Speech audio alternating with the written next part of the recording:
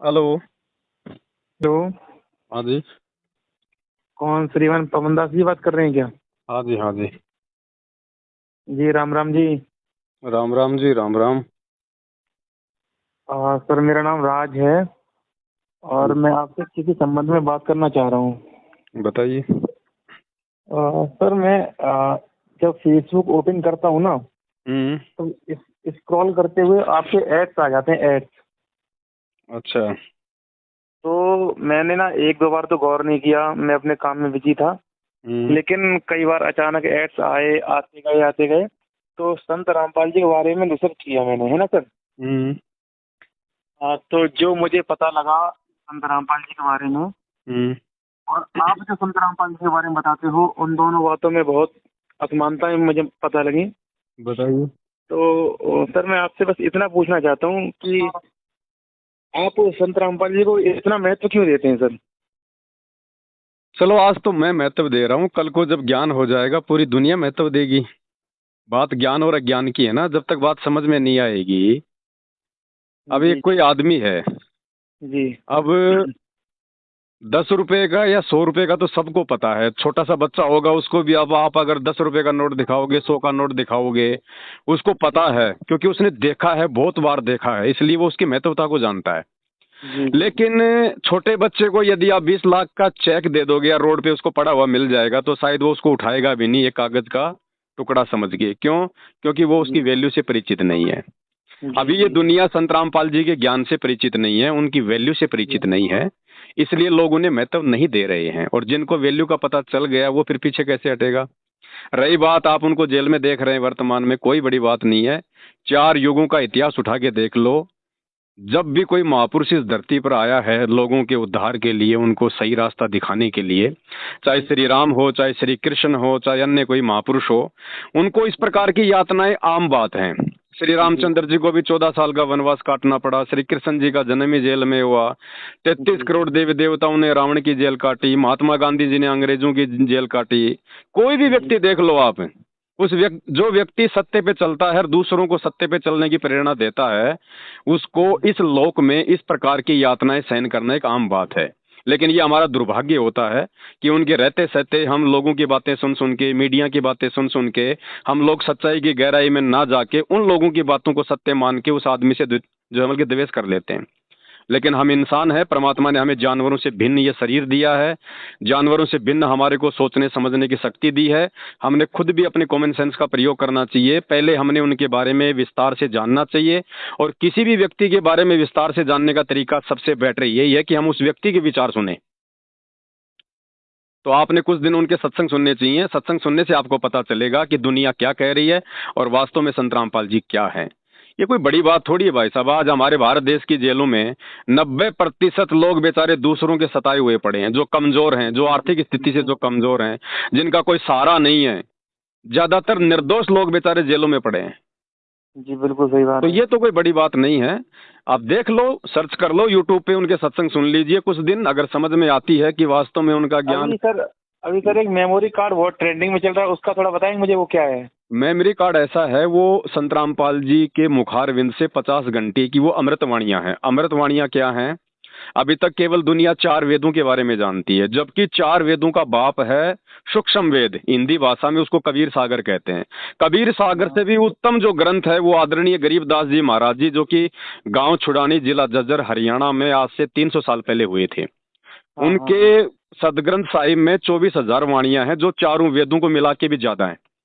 वो वास्तविक ज्ञान जी। है, लेकिन वो ज्ञान जो है वाणियों में है, वो कोड वर्ड में है।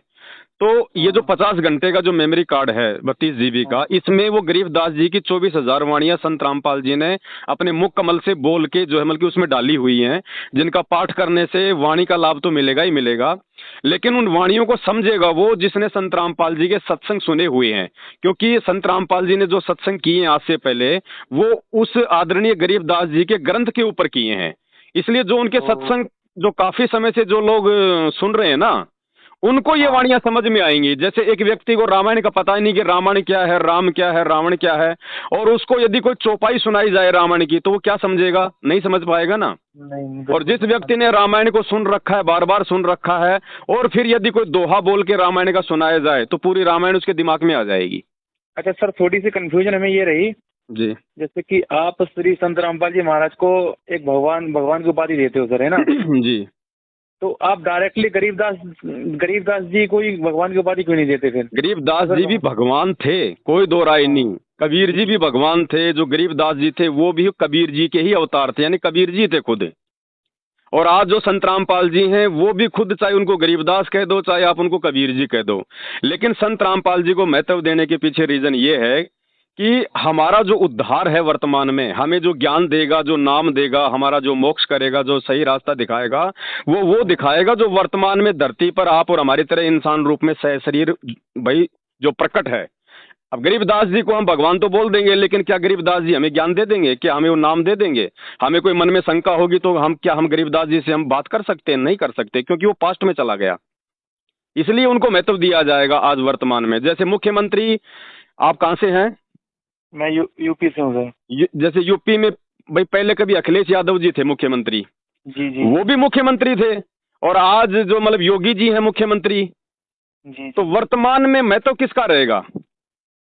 योगी जी का रहेगा। आज अगर यूपी की जनता को कोई राहत दे सकता है, कोई लाभ दे सकता, तो कौन देगा? अखिलेश देगा या फिर योगी जी देंगे? थे दोनों मुख्यमंत्री, दोनों की शक्तियां बराबर थी।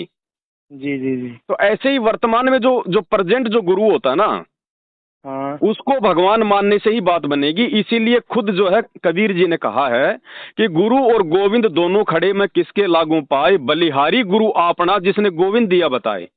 कि वो जी जी गुरु बिल्कुल। ज्यादा महत्वपूर्ण है जिसने मुझे भगवान की जानकारी दी। इसलिए संत रामपाल जी को महत्व देना पड़ेगा।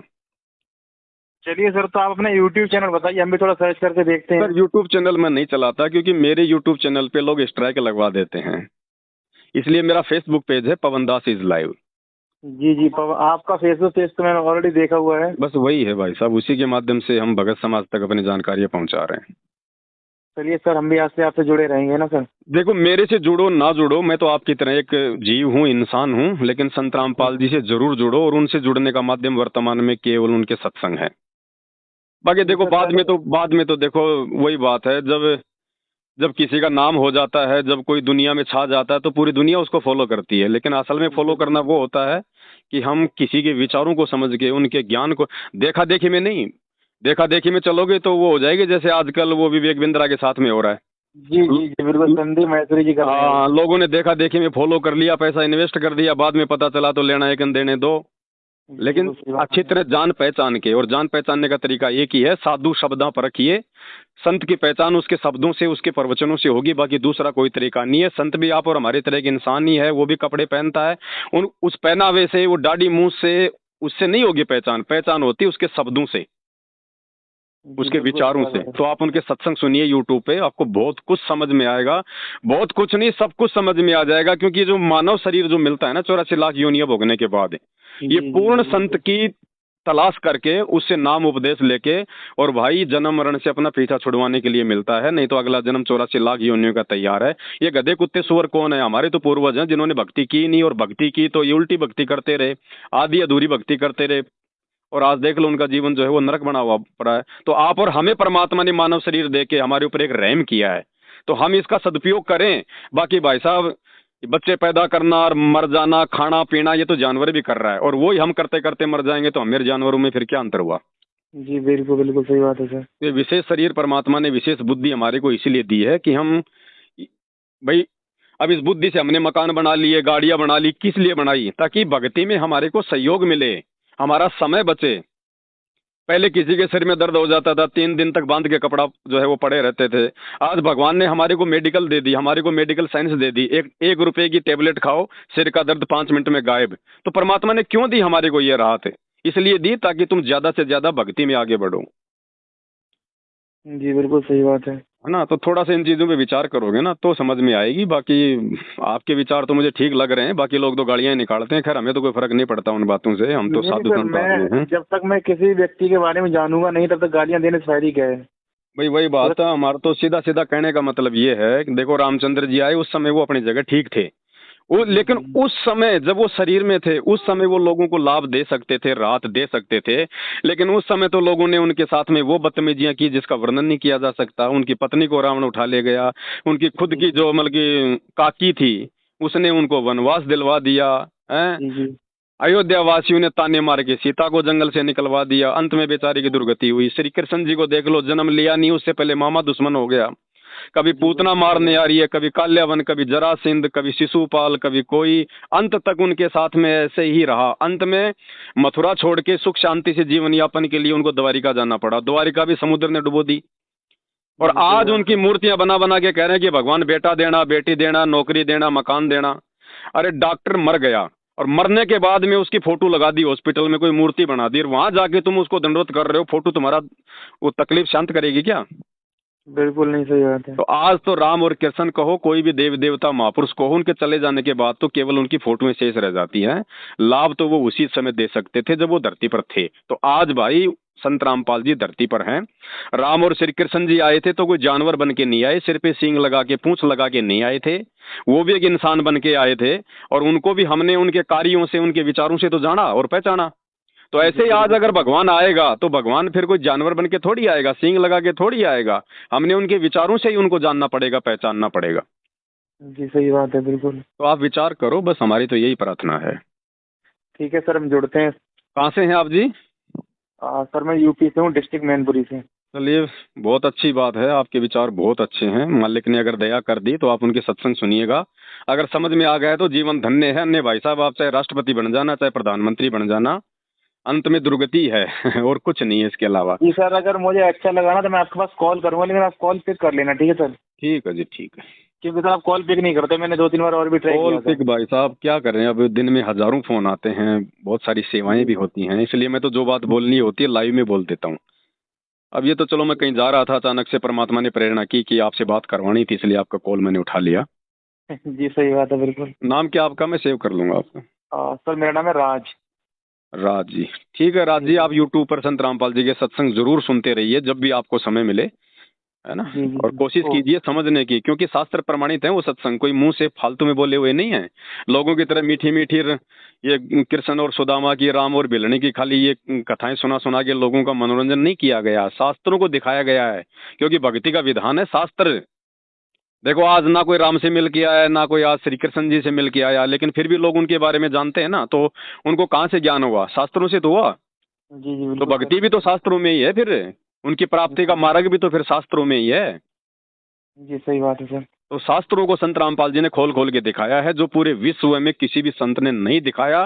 क्योंकि जो ज्ञान संत रामपाल जी को है वो ज्ञान किसी और को हो ही नहीं सकता, सिवाय उन भक्तों के जो उनसे नाम दीक्षा लेके या फिर जो उनके सत्संग सुनते हैं, उनके अलावा। बिल्कुल सही बात है सर। ठीक है बड़े भाई, मैं इस नंबर से